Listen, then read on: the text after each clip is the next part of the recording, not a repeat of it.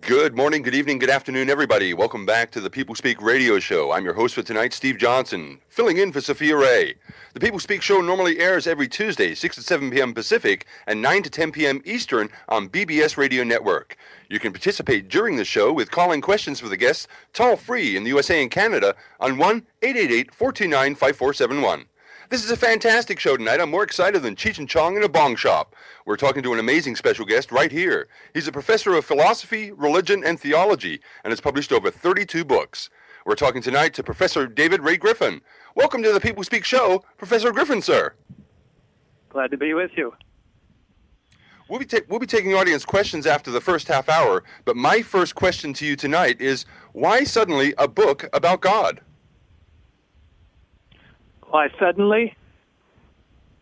Yes, sir. Well, why a book about God? You've written many books about 9/11, about climate change, but how come all of a sudden a book about what God is? Oh, I see. Well, my field is my training was in philosophical theology. So for the first, I guess, about 20 years of my teaching life, that's what I was doing, philosophy and theology and science and religion and so on. But then on 9/11, that opened up new things to study. And I didn't get into it right away. I was kind of Johnny-come-lately. The first time I heard about the idea that 9/11 was an inside job was by a visiting professor, and I listened to him, and he told me some things to read, and I read them, and I thought, well, I don't think so. But then another few months went by, and then I got some more websites, and I thought, oh my God, it seems to be. So that's how I switched over, and on the global warming, I've been involved with ecological issues all my teaching career, and but this is the first time I had read a book on it. I spent more time on that book than I had on any of my philosophy or theology books. It took me 3 years to write that book, but now well, people say, well, why do you do it? And I say, well, I've worked with 9/11 and global warming, and I needed a little fun. So I wrote a book on God. So your new book called God Exists, but God Does Not. Is that pro for a creator? Is that pro for an infinite wisdom, all-saving God? Can you tell us a little bit more about what the book is about? Many years ago, I was in Cambridge, England, at the University of Cambridge, and I got to know some people there, and philosophers and theologians. And this one guy told me about a kind of funny story that there's a very conservative theologian. Well, he's really a philosopher, but who deals mainly with religious issues. And he started a weekend, a once-a-year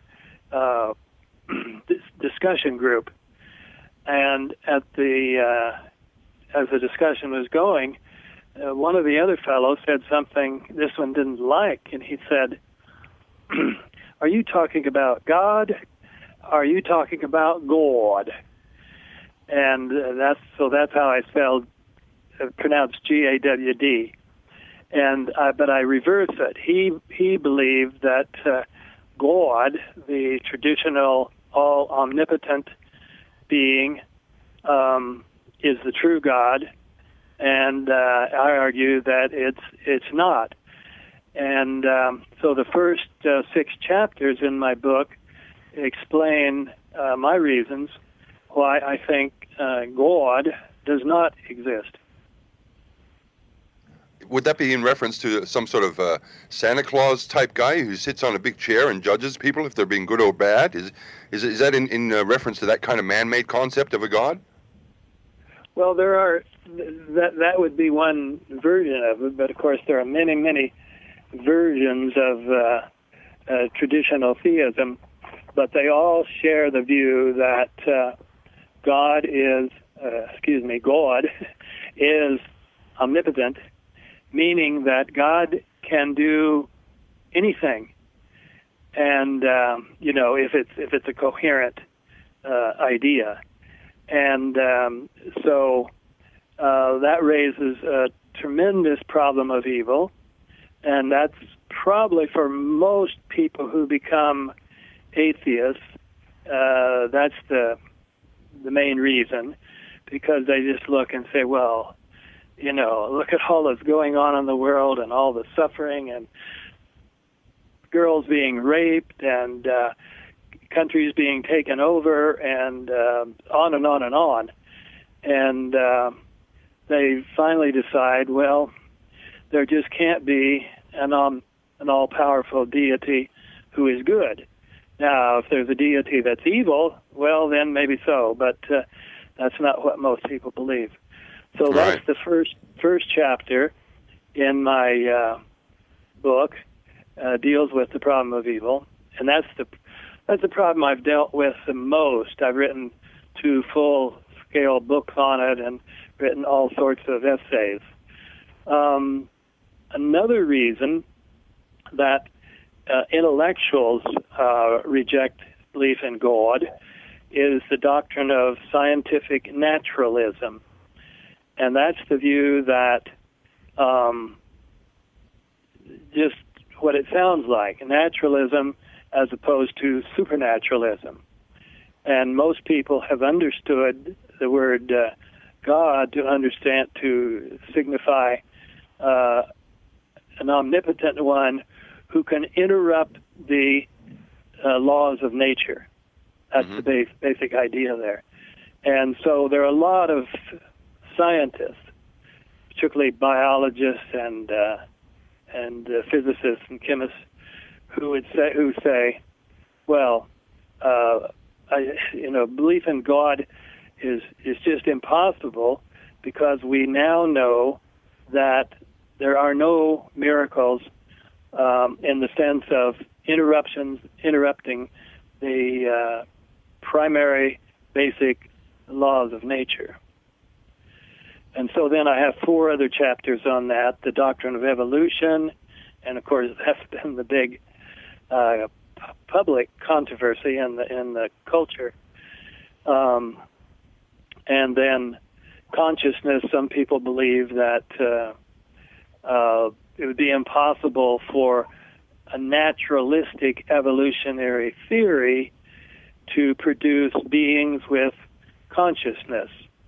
So They argue that most of nature is mechanistic, has no awareness or anything, but that when you get to human beings, you've got consciousness. And that must be a miracle, because it would be impossible to take brute matter and somehow produce consciousness out of that. And then sometimes it's expanded to say, well, it's not just human consciousness, but it's all the way down, wherever you want to say experience or consciousness ends, then that's where the miracle occurs. And I'm part of a philosophical tradition that says, no, that's not the case. It doesn't require any miraculous interruption. But do you believe that human beings are born of spirit and light, that we are divine creatures that walk the earth, that have been gifted with the consciousness from a divine creator? You do believe that yourself? Well, it's a difficult thing to explain briefly, but yes, I do believe that we are spiritual as well as material, physical, and so on. Yeah, we are a divine creation.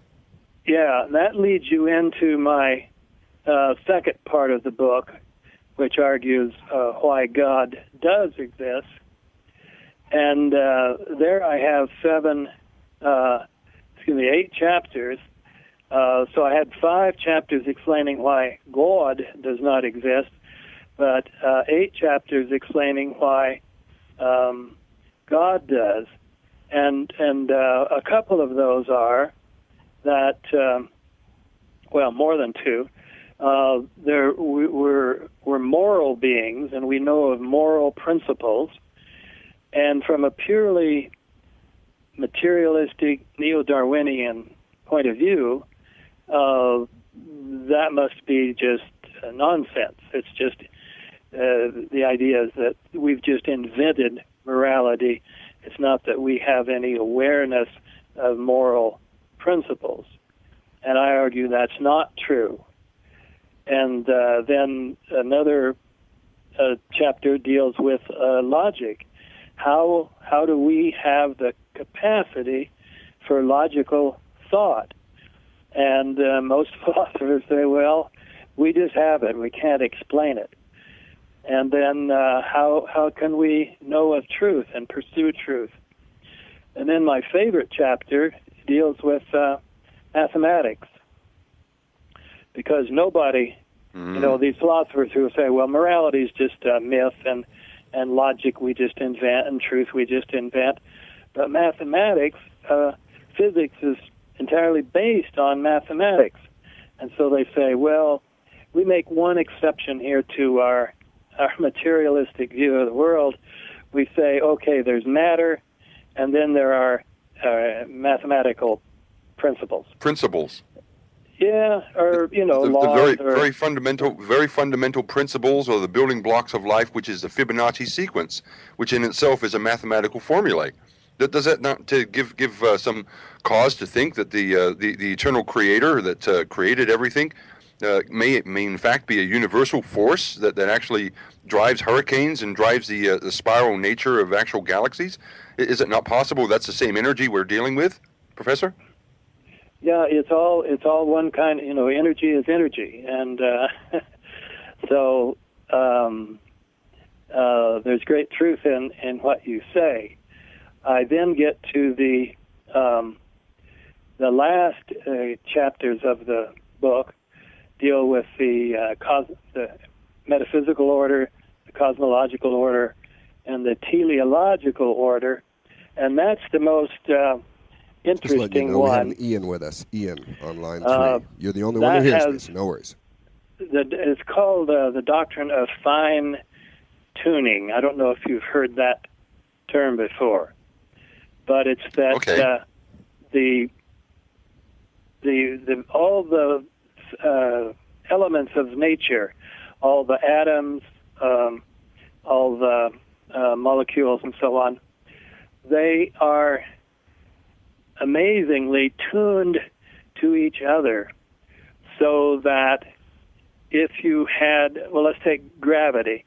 If you had the gravity of our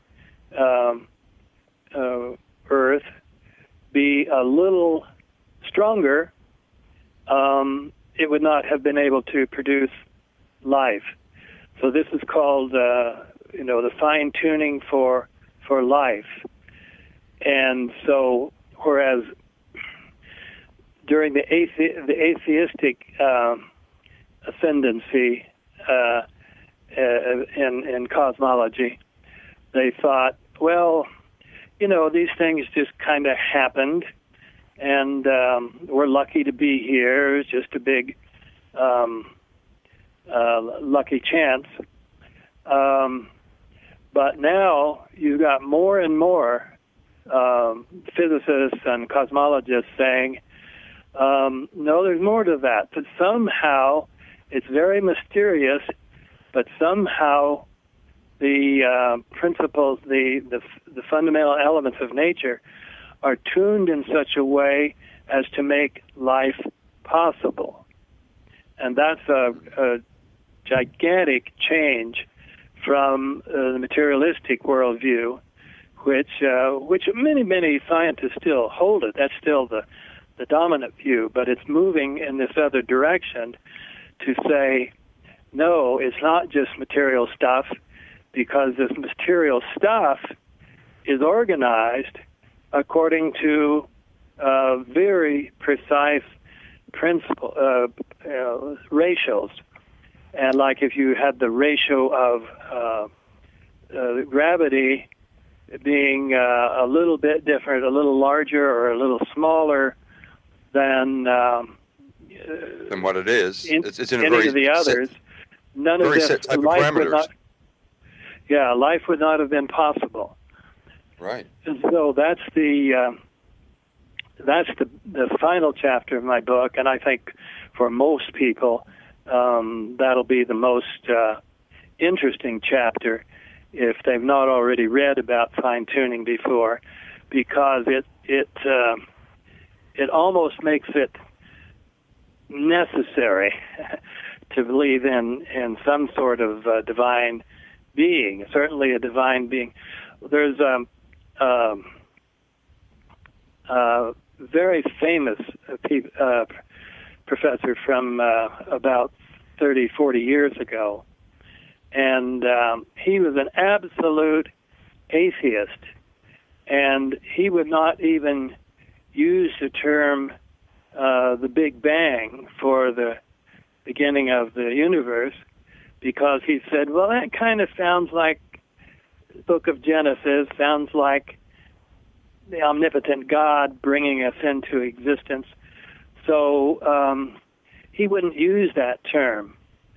But when he was doing work with carbon, he was astounded that the various atoms had the relationship that was very, very unusual. It was not one that you would expect, and yet it's real. And of course, without carbon, there would be no life. So he turned around then and gave up his atheism and said, there's clearly a deity who is a very fine mathematician. It was finally accepted that there is a God. Yeah. I say it's getting accepted more and more. Everybody now accepts the notion of fine tuning. The big question is, how do you interpret the fine tuning? Why does the fine tuning exist? And a lot of people still hold to atheism, such as Stephen Hawking, but he'll go through and describe you the magnificent fine tuning of all sorts of things, that without that we wouldn't be here, without that we wouldn't be here, and on and on and on. But then he says, well, that doesn't mean God, because, and here's the alternative. You say, well, let me back up a second. People used to say, well, life just came about accidentally. Well, now the fine-tuning destroys that view, and it says life can't be just fine-tuning, because you've got about 20-some parameters that they all have to be pretty much exactly like they are now, or we wouldn't be here. And that seems like that tips the balance to design of some sort. But then Hawking and others will say, no, there's another way. We live in a multiverse, and all we study is our particular universe. It's humongous. Thousands of light years, thousands of millions of light years across, and so on. So we would think, well, that's everything. And they say, oh, no, we're just one of many, many universes, perhaps billions of universes, the size of our universe. And then they say, and if that's the case, then it's possible that in all of these billions and billions and billions of trillions of universes, there would be one where things just accidentally fit together. They do in our universe. Right. So that's the big issue now, whether you accept some sort of design by some sort of divinity, or whether you still hold that it all happens by chance just because there are so many, many, many, many universes. We've got about 4 minutes before the half-hour break, but we've got a caller on the line. Are you there? Caller on line 1? Can you tell us where you're from and what's your name and your question for the Professor David Ray Griffin, please? Yeah, my name's Ian. Is it me? I don't know. You didn't introduce me. Hello? Go ahead, sir. Yes, go ahead. Oh, okay. Well, it was actually, there's a couple of points. You were saying that energy is energy. Well, matter is energy.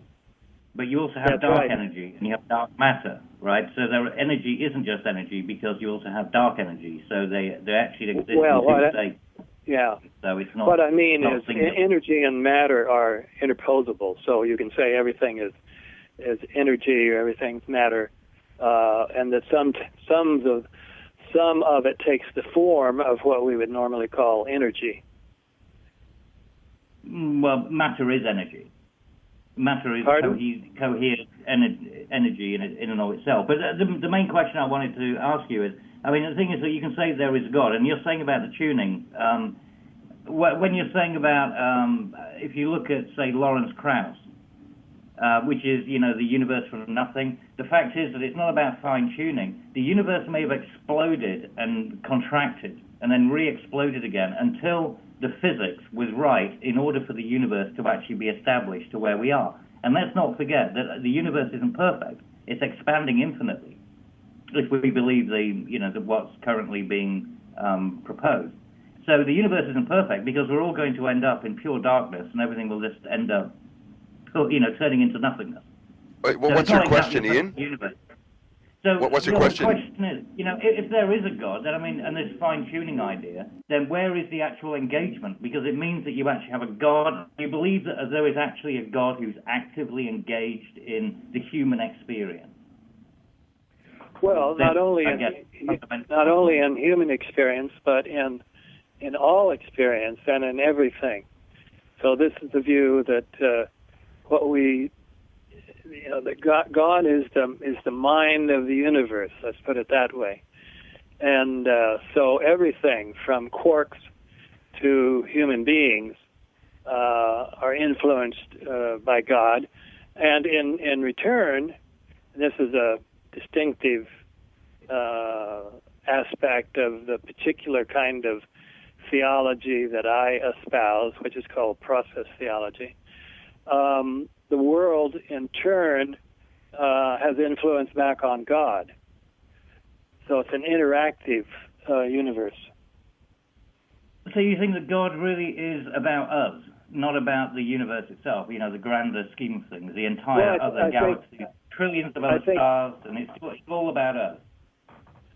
No, I'm saying the opposite. It's God is about everything, and there's been a long time, billions and billions and billions of years, when there were no human beings, no mammals or anything high creatures at all. We're very much latecomers. But that but you're saying about fine-tuning.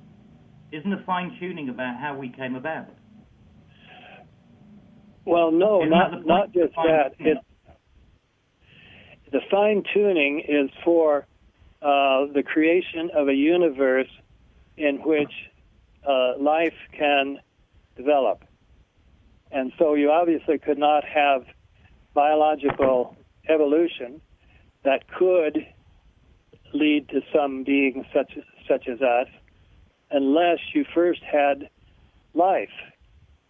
And, but isn't that an inevitability of the physics that was established at the point of the universe being created, rather than something that required an external arbitrator to manhandle?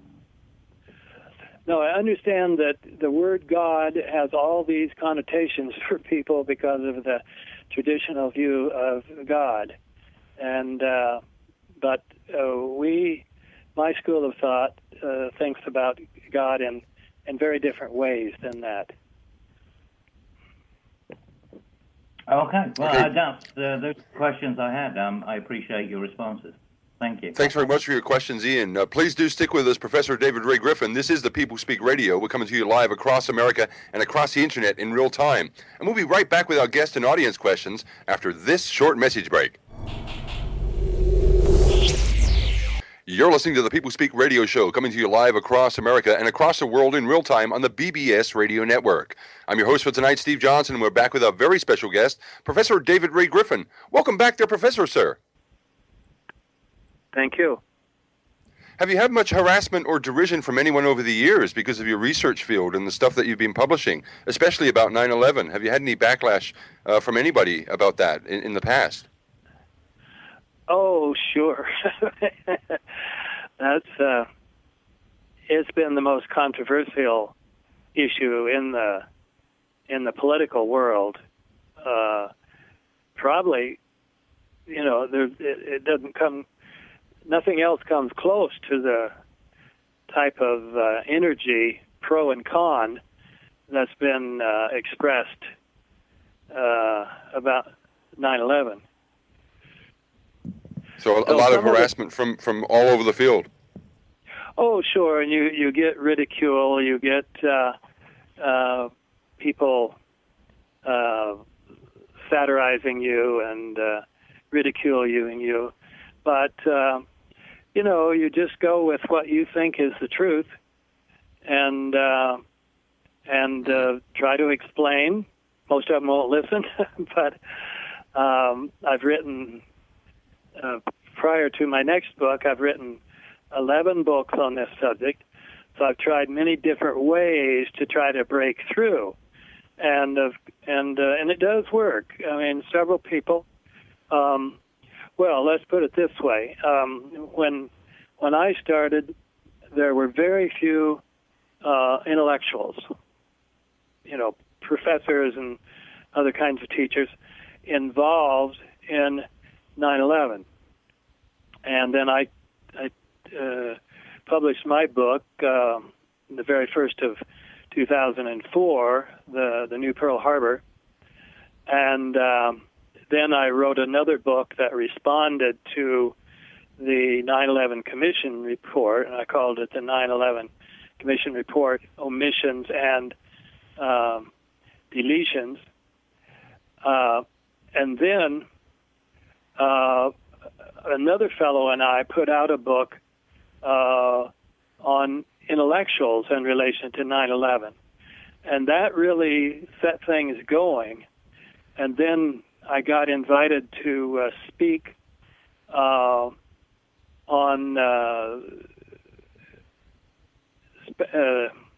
what am I thinking of, the public span. Okay. C-SPAN? And what? Not on C-SPAN? Yes, C-SPAN. I forget which one it was, but anyway, and I was speaking at University of Wisconsin, and so thousands of people saw that, and that really took off. And so then one fellow who heard me, an architect, heard me when he was going down the freeway, and he heard me being interviewed. And at that time, I was talking about the explosions that went off in the World Trade Center buildings. Mm-hmm. And he had never heard of this. So he pulled over to the side of the road and sat there and listened to it. And then he went home and studied, and he said, it looks like Griffin was right. And so he started an organization called Architects and Engineers for 9/11 Truth. Right. And he was the only member for some time. But he went out and started speaking, and gradually gathered more and more people. So now there are something like 3,000 architects and engineers to 9/11 Truth. So fantastic. It's made a lot of difference, and we've got all sorts of different organizations. There's scientists for 9/11 Truth, firefighters for 9/11 Truth, artists and entertainers for 9/11 Truth, and so on down. We've got religious leaders for 9/11 Truth, and so there are many, many thousands of people in this country who know and talk intelligently about the World Trade Center and the Pentagon, and they start organizations in their hometowns, and so they build up followers there. And so some people now believe that almost 50% of the Americans reject the official story that we were attacked by Muslims.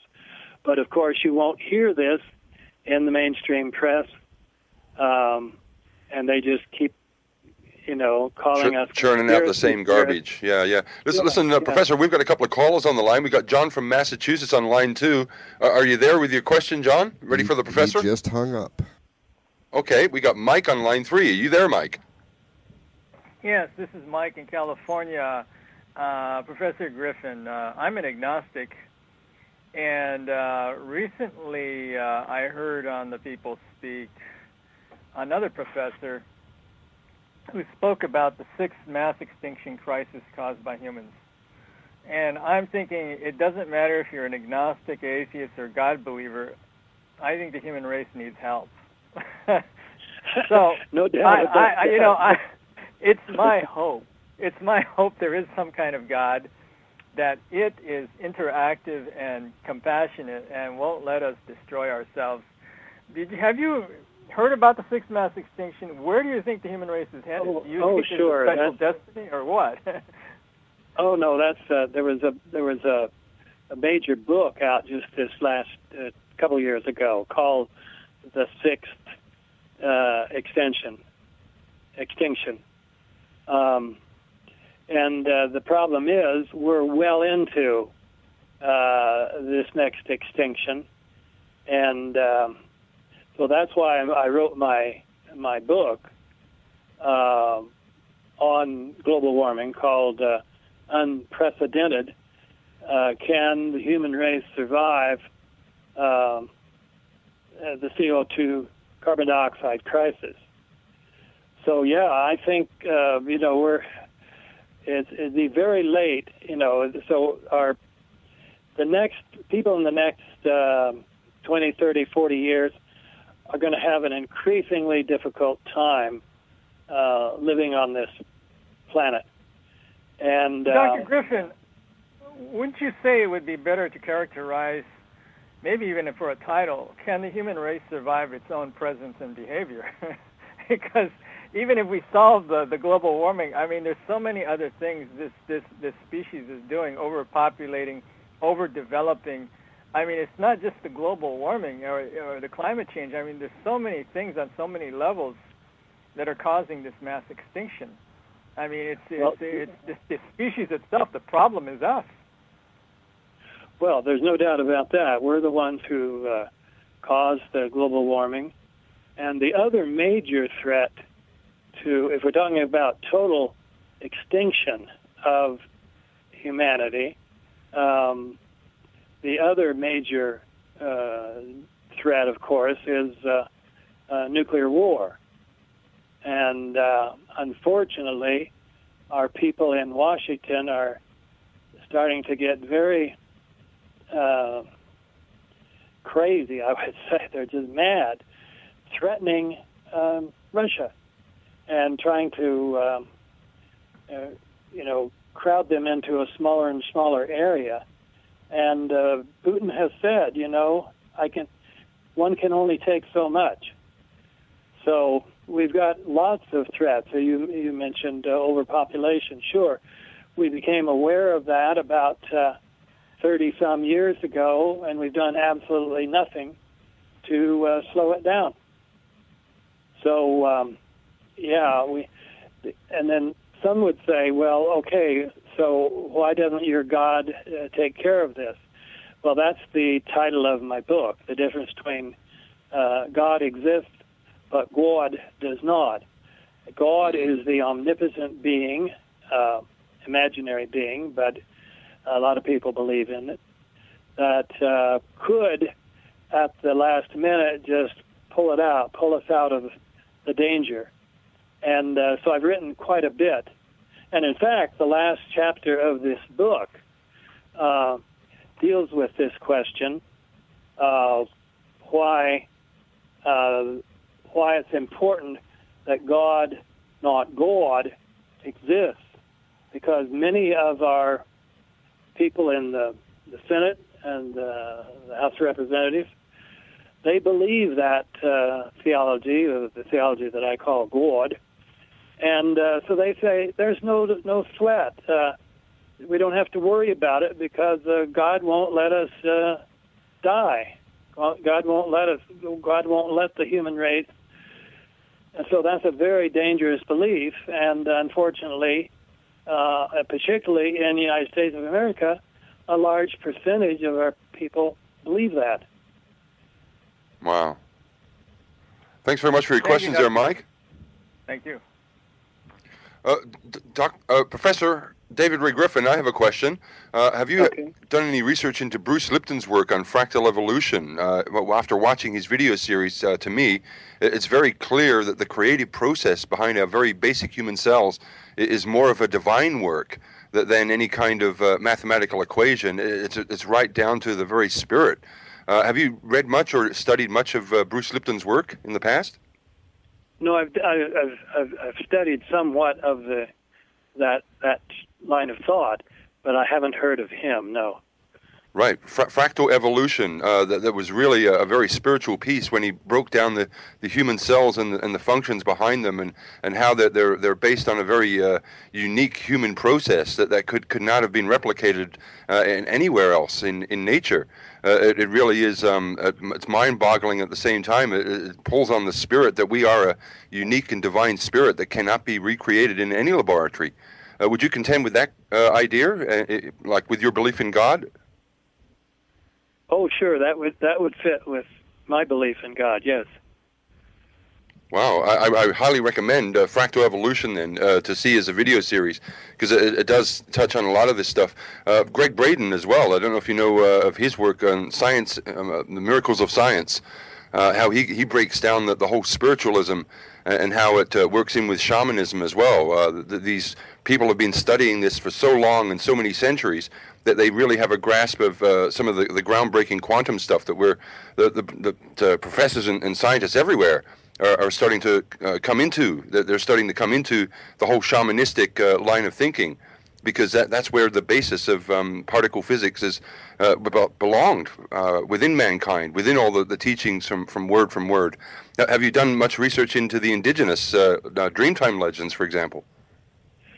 I've done quite a bit of work with shamanism, but I haven't dealt with what you were talking about there, because I've been involved with other things.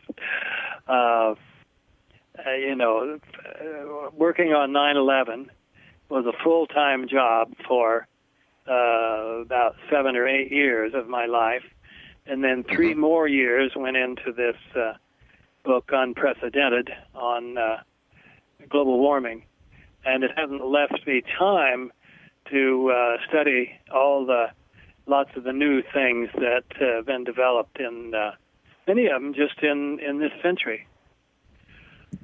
Right. Have you had much response from your book already? Have people given you feedback on what they think the content is like? On the God book? Yes, sir. Yeah, it's amazing. I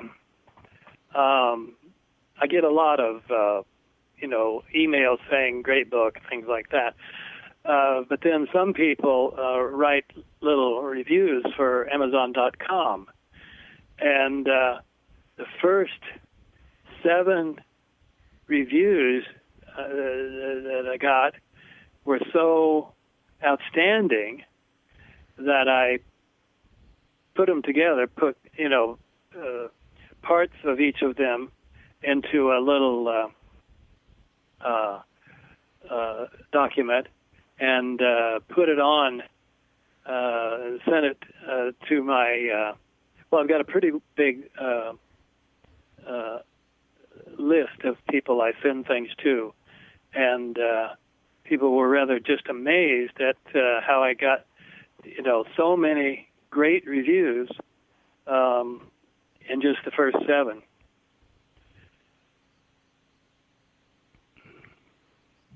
What was the first thing about 9/11 that prompted you to say, hey, there's more to this story than that meets the eye? What was the biggest thing that stood out in your mind as that's a watershed point that I'm not going to believe the official garbage anymore? What was the one thing that you saw that convinced you that there was more to the story, Professor? I really did it by reading. Of course, I knew, the pictures of the towers coming down, and the picture of the Pentagon that had no had no sign of a plane. But I really just, being a scholar, I get most of my stuff by reading other scholars. And so I learned about 3 or 4 good books on it, and I studied those very thoroughly, and I was convinced they all came to the same basic conclusion. And I used those to write my first book, the New Pearl Harbor. Right. At that stage, though, I said that I wasn't certain that it's possible that when the 9/11 Commission comes out with its report, maybe it will disprove this and show that, yes, the official story is true. So then when the 9/11 report came out, I ran to the bookstore that day and started reading the book, and I saw how terrible it was, that they just, as I say, the subtitle of the book, my book, was Omissions and Distortions.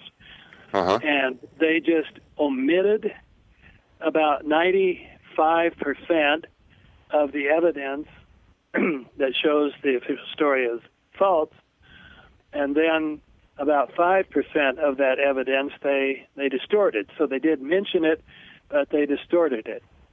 And it was at that point that I decided the official story is definitely false. Well, once again, the government commits outright fraud, and the people buy it. A majority of the people buy it, and go on like there's nothing to see here. Yeah, well, it's things are starting to change. It looks like on 9/11 itself the other day, 3 fairly popular newspapers in England came out with huge stories and saying just what you're saying, that the official story is so obviously false. Wow. And then the scientists, architects, engineers, and scientists have come up with such strong evidence, for example, showing that there are all sorts of things in the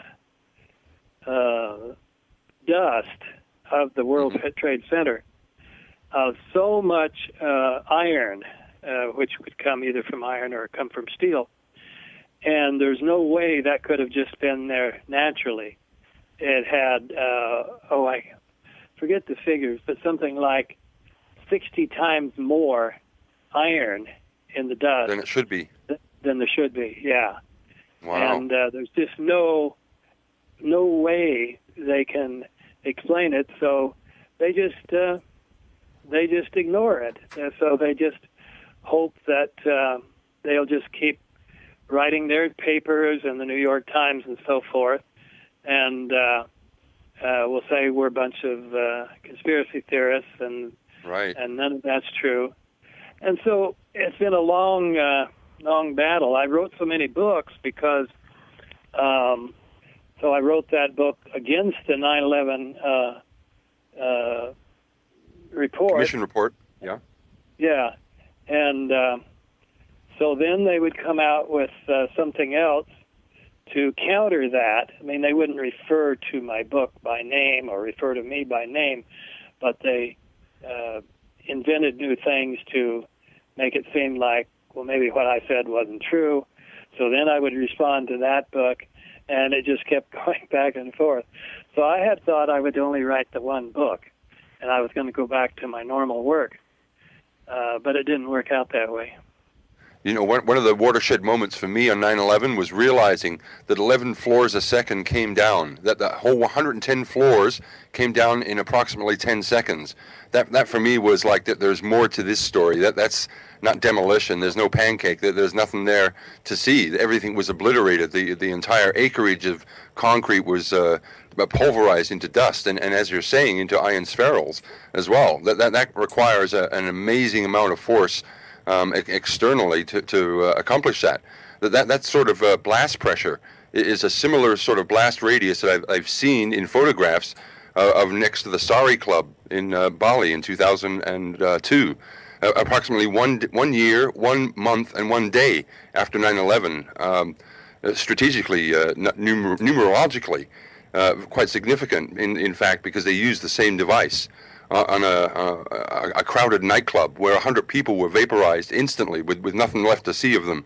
This kind of device certainly would have taken down 10 floors, each particular device. Jim Fetzer talks about this as being a Davy Crockett, SATM, Special Atomic Demolitions Munition, this kind of thing. Do you think that's possible, that some kind of nukes were used to bring down the towers that quickly? Yeah, I know, Jim, and but I don't accept that view because the problem is you would have found the radiation in the dust, and all the physicists and chemists I've talked to say there wasn't any, but there are other things. There are both explosives. And then other materials that will create that kind of effect. And I'm sure. But you know, Professor, in 2006, the New York Sun published a meteorological survey of downtown Manhattan and found over 80 hotspots of nuclear hotspots of radium that was found still simmering in New York City. And that was some 5 years after 9/11, especially at the 9/11 dump site called Fresh Kills. And they noticed that was highly radioactive. And how can you explain these hotspots that actually have been found and have been reported on, if that's not the case? You say they definitely have uranium?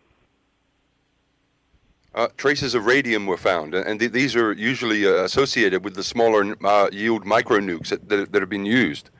Traces of radium were found all over Manhattan and the Fresh Kills area, about 80 hotspots in New York City alone. Well, somehow I missed that, so I thank you for that. I'll have to look into that. Certainly, sir. We got about one more question left. Do you support the stop funding of Israel, sir? Do I support what? The stop funding of Israel. Oh, absolutely. Fantastic. That's one of the things I discuss in my next book, which is called Bush and Cheney, How They Ruined America and the World. Wow. Oh, when's that coming out? Can you tell us a bit more about that? It'll be out in either October or November. I'll certainly look forward to that one. We definitely have to have you back on the show. Yeah. Okay, well, thanks very much. Thank you so much for being on the show today, Professor David Ray Griffin. Stay tuned for special guests coming up very soon, Libby Halevi and Don, the BBS producer himself. Coming soon on the People Speak radio show. Big thanks go out to the producers, Mike, Doug, and Donald, to the assisting admins, Love is Light and Earthplay, and of course all my friends throughout the world, and all the guys who give me so much support. Thank you from the bottom of my heart. You can tune into my own channel on YouTube called Stop Funding Israel. But for me for now, take care, and bye until next time. Book deals with the problem of evil, and that's the problem I've dealt with the most. I've written 2 full-scale books on it and written all sorts of essays. Another reason that intellectuals reject belief in God is the doctrine of scientific naturalism, and that's the view that just what it sounds like, naturalism as opposed to supernaturalism. And most people have understood the word God to signify an omnipotent one who can interrupt the laws of nature. That's the basic idea there. And so there are a lot of scientists, particularly biologists and physicists and chemists, who say, well, belief in God is just impossible because we now know that there are no miracles in the sense of interrupting the primary basic laws of nature. And so then I have 4 other chapters on that, the doctrine of evolution, and of course that's been the big public controversy, and I think Gawd does not exist. Would that be in reference to some sort of Santa Claus type guy who sits on a big chair and judges people if they're being good or bad? Is that in reference to that kind of man-made concept of a God?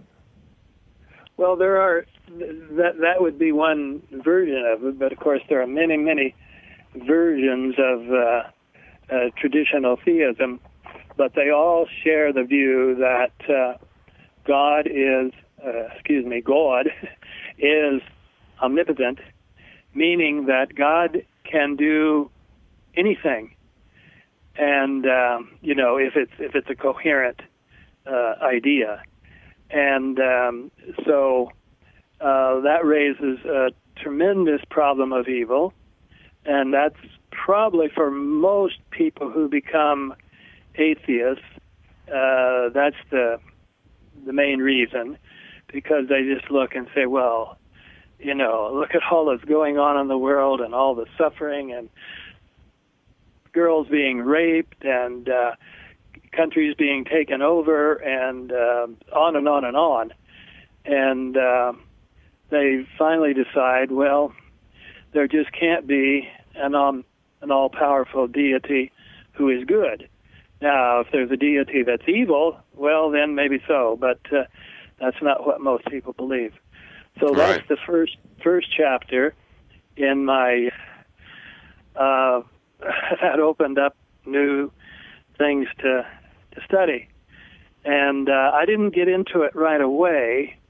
I was kind of a Johnny-come-lately. The first time I heard about the idea that 9/11 was an inside job was by a visiting professor, and I listened to him, and he told me some things to read, and I read them, and I thought, well, I don't think so. But then another few months went by, and then I got some more websites, and I thought, oh my God, it seems to be.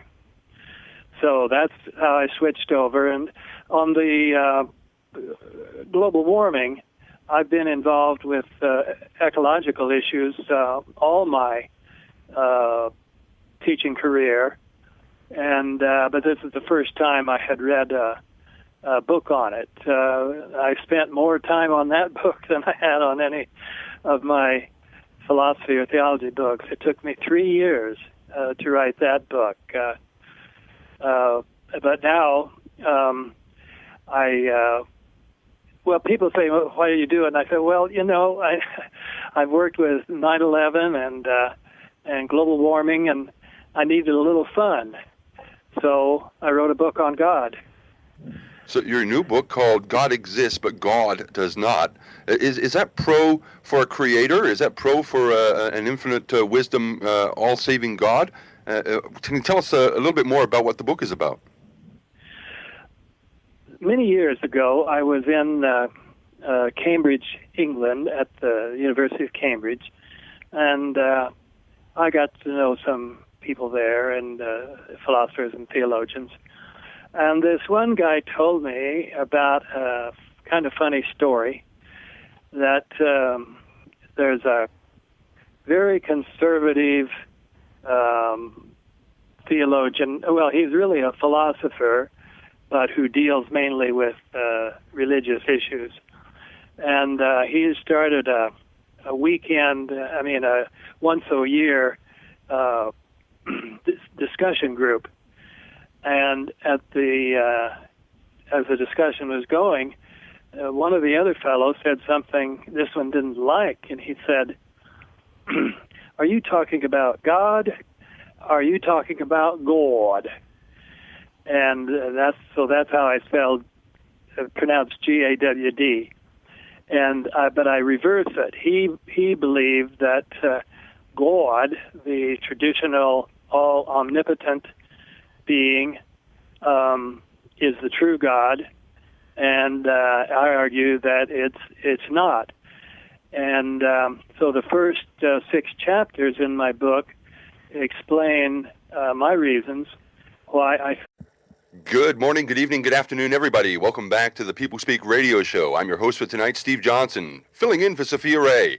The People Speak show normally airs every Tuesday, 6 to 7 p.m. Pacific and 9 to 10 p.m. Eastern on BBS Radio Network. You can participate during the show with call-in questions for the guests toll-free in the USA and Canada on 1-888-429-5471. This is a fantastic show tonight. I'm more excited than Cheech and Chong in a bong shop. We're talking to an amazing special guest right here. He's a professor of philosophy, religion, and theology, and has published over 32 books. We're talking tonight to Professor David Ray Griffin. Welcome to the People Speak show, Professor Griffin, sir. Glad to be with you. We'll be taking audience questions after the first half hour, but my first question to you tonight is, why suddenly a book about God?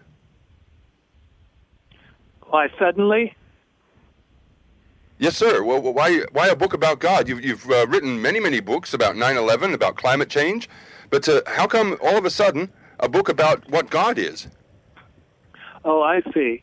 Well, my field is my training was in philosophical theology.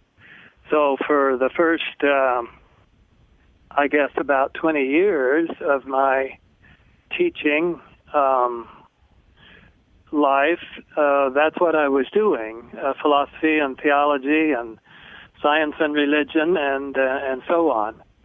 But then on 9/11,